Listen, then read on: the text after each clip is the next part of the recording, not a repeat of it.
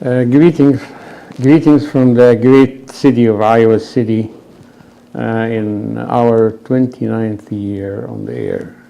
In your favorite program, Education Exchange, on Public Access TV in Iowa City, on the City of Iowa City Channel 4 cable, as well as on our special channel on YouTube. You can find us in many areas, and tonight it's my privilege and honor to welcome Lisa Brenneman here. Thank you. The coordinator of a very important program in our school system in Iowa City. This program is called online learning, or learning online. Yeah. And you, Lisa, you have had a very long history in education, from a classroom teacher to guidance to principalship, administrator, and then finally now you have been doing this online learning task.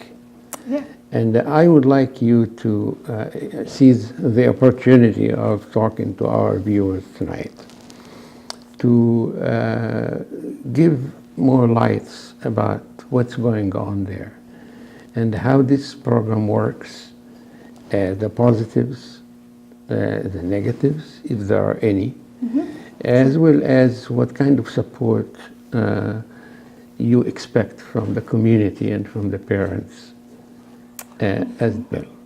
So now I will let you start your presentation by giving our audience a little thing about your background and how you ended up doing what you enjoy doing now. For quite some time.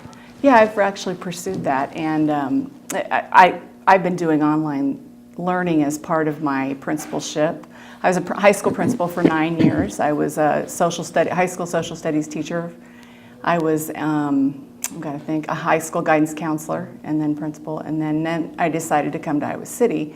And one of the reasons I came was because of my passion for blended online learning, not necessarily full-time online learning, but blended, where you've got a teacher and online. The kids become very much responsible for their learning, guided by an expert teacher. And that's kind of how I look at it. So with all of my years' experience, which I sometimes feel like old, but 22 years of my 28 years in education has involved online learning. So that's how I know it like I know it. And you enjoy it. And I do. It's a passion of mine because it can be done. It can be a very effective way of learning. Yeah. And now you let us start talking about the current program that you are implementing. You implement it across the whole Iowa City Community School District, or you pick up certain schools for your secondary? I'm doing high school. I'm just doing high school. It's not even secondary. It's 9 through 12. And, all high schools? All the high schools, yeah. All three high schools and Trek. Yep. And okay, and you answered already my question. I was wondering if it involves only the comprehensive high schools, or it includes as well the alternative programs and at-risk. Yes, Tate and Trek, and Trek, it's a pretty crucial part because we are limited in the staff that we have, so we support kids with that program, and they get a number of credits that way as we work with them in other areas. So we have both. We have face-to-face and online there at that facility. Well, I remember meeting with you in various capacities throughout the years, but one of the things that I noticed that you really enjoy track, where I had the chance last year to replace one of the teachers there for a couple months, and I could see how much you were involved with the kids there. Yeah. I love education. I do. It's a deep passion for me. And this ingenuity, talk to me about it. It's Edgenuity is just one of many online programs. They're all very similar. We primarily have always used that or Apex. I'm sure people have heard of Apex Right. before that. This offers a little bit more because those kids that are auditory, that learn, by hearing it, gain that through this program too, where Apex didn't have that. So it can be read or it can be listened to, the actual instructional part of it. But they're all very similar. This one we use a lot for credit recovery. We also use it for original credit classes, but not nearly as often as we do with credit recovery. And it started out as an at-risk program. And it primarily has stayed that way, but we've also started to open it up more so that it can fill gaps for some of the other kids too. And some people just associate online learning with at-risk, and your lower levels are just credit recovery for learning, where these programs actually can help every level of learning. And there's, you could offer AP through this. We don't right now. And I don't foresee that because our comprehensive high schools do such a good job with that. So, but they really have a wide range of benefits, so, and different ways of learning different kinds of material. So, do you see a lot of success stories among people who have already started this program and continue to use it? Yeah, we have increased our enrollment. The last 3 years that I've been doing Edgenuity, we've increased our enrollment a lot over Apex, but over the past 3 years, we've increased our enrollment every year. And a lot of that is because we added the original credit too, but we've also got a more organized structure in place to implement the program, and it works pretty well because we have a learning lab, an Edgenuity, which is the name of the program, learning lab at every building, and it's supervised by a trained staff member that knows the program very well, and our Edge Lab supervisors are very effective in helping support kids in learning. And then we also have, just last year we put in a content teacher in every building to help support Edge. Now these are stipend teachers, so it's in addition to their full teaching load. So it's kind of tough to get to kids sometimes, but they are there if those kids need, that extra support. So. From my experience at Tate, when Stephanie Phillips opened the special lab for Apex, we found that really kids got so involved. Even kids who were having lots of problems with truancy and attendance, they like to come there and see they get immediate feedback, right? Mm-hmm. Yeah. So do you mind explaining to parents who don't have really an idea about the program and who are watching us now, how since the kid comes and sits in front of the screen, what do they do? Yep, and once they get in there, then they pull up their class right away and they get to work. Sometimes I think it's also with Edgenuity, which is a little bit different than Apex. Like I said, they can listen to the instruction as well as read it. And I think that's helped a lot because it's actually just a teacher actually giving them instruction, like a lecture or a lesson. And I think it helps them focus. Some of them focus more because it drowns out everything around them. And some kids do really well with that. Some don't. I mean, but definitely. I see at that at-risk level, kids tend to do better with that. They aren't as distracted. Now, I still haven't figured out how they can listen to music and listen to everything else and do it, but they do, and most of them do it pretty well. So I guess we just have to accept that they are capable of that. But that's something that I've noticed, and it amazes me. But they do. They tend to really just dig into their classes and get to work usuly. So it was a little surprising for me to go inside the lab and see somebody with and they're so involved. Solving the questions and looking at the time because they have to do it within a certain time. And then in the meantime, there is it's music. And I say, can you turn this down? No, that makes me focus. It does, it does. And some of them, though, do need to turn that off and Right. listen. But then when they assess, they usually listen to the lectures, but then when they assess, that music helps them focus. And Yeah. they do better when we let them do that. Especially if the music that they like. Yep, Right? it is. Yeah, usually is. So, Let us move to another point that is in front of me now. You said there are different kind of classes, but how about science? I mean, I have a little problem with the fact that they can study science theoretically. Yeah, some of these programs are so good. Like if you add material to another material, you can see it visually. right, But- right. But you don't really touch. You don't have the same feeling like being in a lab. And I think that's where our generation really kind of struggles because that isn't the way that we learned. Right. And I've in the past found that parents have a hard time understanding how that could be possible to learn science in that different way. The program offers dry labs and virtual labs. And Okay, thank you for explaining that. yeah, and so for science, we could choose to, and right now, like, you could choose to have a science teacher that would help implement those dry labs, but then you also have your virtual labs that can recreate things that you really can't even do in a science lab on your own. And I've found those to be good too. I mean, they really are effective. Because they expand the horizon and the critical thinking and problem solving and so forth. Yeah, it's just a different way. So, but we have to get used to.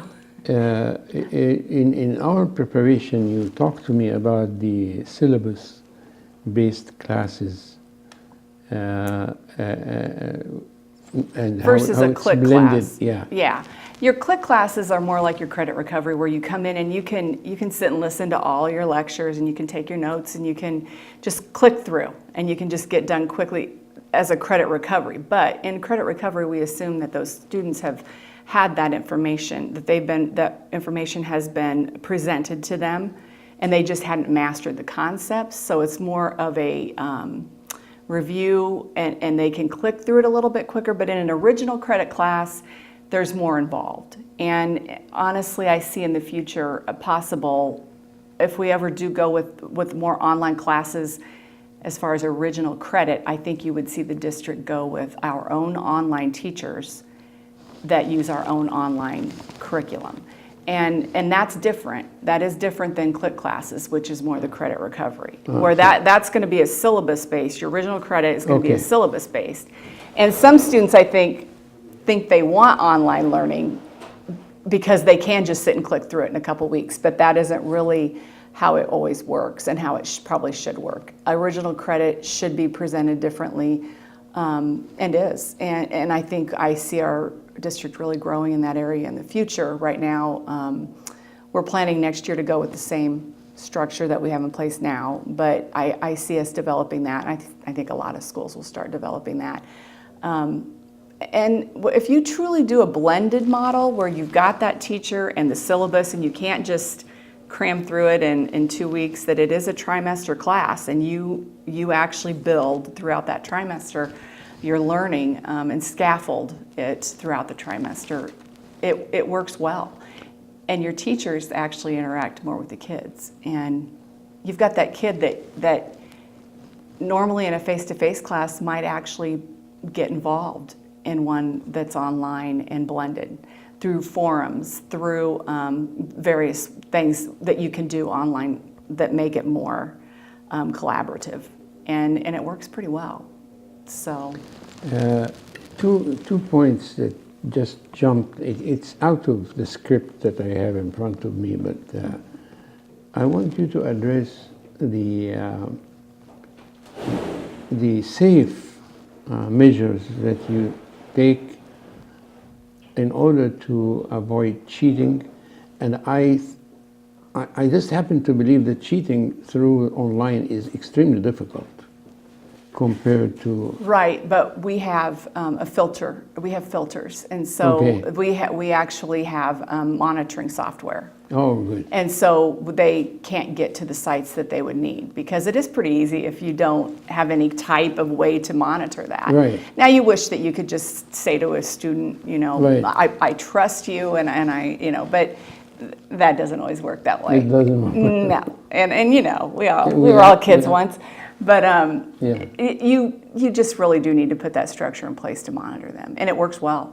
It really does. You know, before, if you didn't have the monitoring program in place, you could type in just a couple words to a question, and the answer would pop up. But they just don't have access to that. Well, I was reading last night, just by coincidence, an article on Bloomington Weekly, and it was about a young woman who dropped out of Harvard, and she decided to come up with an idea of online testing using games. Oh, sure, yeah. And she became, within 2 years, a billionaire. I mean, she is, of course, competing with SAT and yeah. CAT. And now, luckily enough, she now having her best time, because after all this cheating and proctors solving for the rich kids and all that, Yeah. she is now selling her program in a crazy way. Everybody is buying her program. Young woman, she's about 23, 24. Wow. And she's a billionaire in Bloomington this week. And how did she come up with the idea? And she said, well, kids are fond of video games, and I'm using video games. Yeah, well, yeah. And it's all about video games. And they get the feedback immediately. Yeah. If they can solve the that. problem, if they can move the things in a special way. Yeah. And brilliant idea. Yeah. And that's how this online thing can be Well, and always technology, innovative. yeah. Technology just gives us so much more, so many different ways to teach kids. Exactly. And it can only help. One of the things that we talked about as well is you mentioned something about having an online school. Can you describe this vision? Yeah, and that's For a me vision that I and came yeah, with. Right.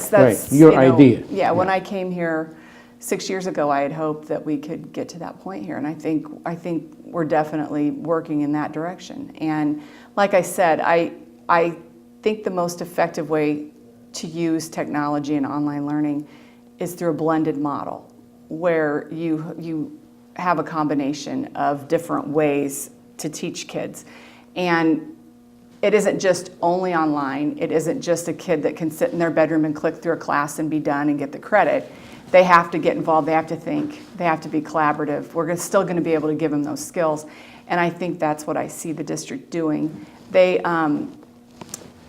taken on Canvas, which is the online learning, how we, whatever you want to call that platform, for the district. And if you can do so much with it. And I think we could actually develop our own classes with our own district curriculum and our own online teachers. And I think that's going to be the future of online education. And I see Iowa City following that. So We are lucky, Lisa, to have you in our district here, because you are thinking as well of using this online learning in situations where kids have some mental situations or issues. yeah. Can you elaborate a little bit about this? Because mental disease is now a very hot topic. Yeah, in mental our- health issues have really come into schools. The And highlight. it isn't just high school. I mean, I think it's critical, and I think it's something that schools have to address. And obviously technology is going to be one of those ways that it can help address those issues. I don't know that it should be the only way, but I would say probably every couple days with a family that is scared. Their son or their daughter, I mean, some kids have gone from being a 4.0 student involved in everything to not being able to get out of bed. I think it's the pressures of society today when you look at how public everything they do is. And I can't imagine having to deal with that when I was a high school student. And I think that some kids they don't have the skills, the parents don't know what to do to deal with this, and I think it's just something that we're going to have to address. I've done a lot of research on this topic. Anxiety is the biggest culprit, and the panic attacks and the panic attacks, and just not being able to even get themselves to school and really get out of bed. And you've got parents that are working full time, and I feel so badly for all of them. The district is recognizing this issue, and the schools, our schools in Iowa City, are doing an excellent job working with these families, trying to help them get through it. Because it could be a lot of different reasons. There could actually be some pretty major health concerns that they may never get over. But there's also some things involved with, as they mature, as they get through everything they have to get through, you'll see that maturity start to help in a lot of these situations and get them over the hump. But in the meantime, we as schools have to help families through this. And so what I see, what comes to me right now, I'm also a homeschool coordinator. And so I meet with the families when they're at their wits' end. They don't know what to do. They don't know what their options are. So I will meet with them. And the only thing they know is to possibly homeschool their students, but yet they work full time, or go to an online school somewhere because they don't know what to do. And I would just encourage all the parents and families and students to contact their school, contact the building. The buildings are working with this, and they know what a crisis this is, and they're willing to really work with families to try and help them work through it, and not just immediately withdraw 100% of the time and sit at home trying to teach their sons and daughters. And I feel so bad for them, because by the time they come to me, they just really don't know what to do. And usually by that point, they've seen a doctor or they're starting to try and get help medically, but we have to help them try and get through that. So there's a lot of interventions that we can use. We can, scaffold to that. If as a last resort, they end up, 100% fully online learning, which we don't offer that right now, but maybe someday, that's a last resort. Or if they decide that they have to homeschool their son or daughter, that should be a last resort. There should be lots of steps that happen before that. And that's what I have been impressed with our administrators and our staff in those buildings. They are giving them that support, and they're working through plans that are step by step trying to help these kids. So let us hypothetically now imagine that there is a parent that while flipping in the channels found us and stopped and heard you talking about that. And he says to himself, or she would say, wow, that may be what my kid needs. What do they do in order to reach this? I mean, in other words, how does the decision, is the decision made? Ultimately, it's a family decision, but we're going to try and encourage them not to just withdraw and not involve the schools at all, because that's what we're there for. We're there to help them reach their goals. And every situation that I've met with, like I said, at least weekly, has been different. And there's, you've got kids that are of different intellectual ability. That makes a big difference, because if they want to go to Harvard, we don't, your schools usually don't offer that level of online learning that could possibly prepare them enough to get them there. So then we really need to start working on a plan that will, and it's got to be individualized. And I think that's the whole key to education anyway, is individualization and customization. But we can only do so much also. And I would not encourage somebody to come in and say, you know, I only want my son or daughter to come for 1 period a day or 2 periods a day, just right off the bat. I think it's something that they encourage, because I don't think parents want that either. Typically they don't. And, you know, we might try 1 period where they do something different. And if that doesn't work, maybe 2. But you don't want to have to do that if you can get other things in place. So. Lisa, I cannot thank you enough for a wonderful presentation.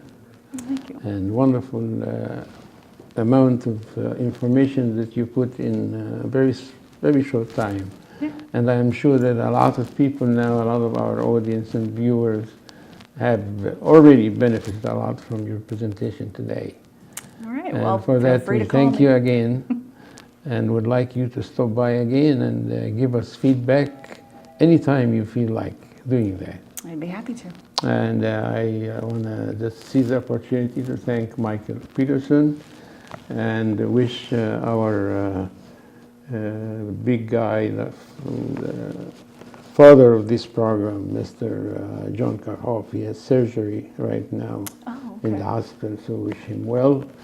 And to thank the people at Public Access TV, as well as Kevin Crawley and Mr. Ty Coleman at the City of Iowa City Communication Center, where they broadcast our program regularly every week, as well as the people in YouTube who offered us a wonderful channel that where parents can always see our program.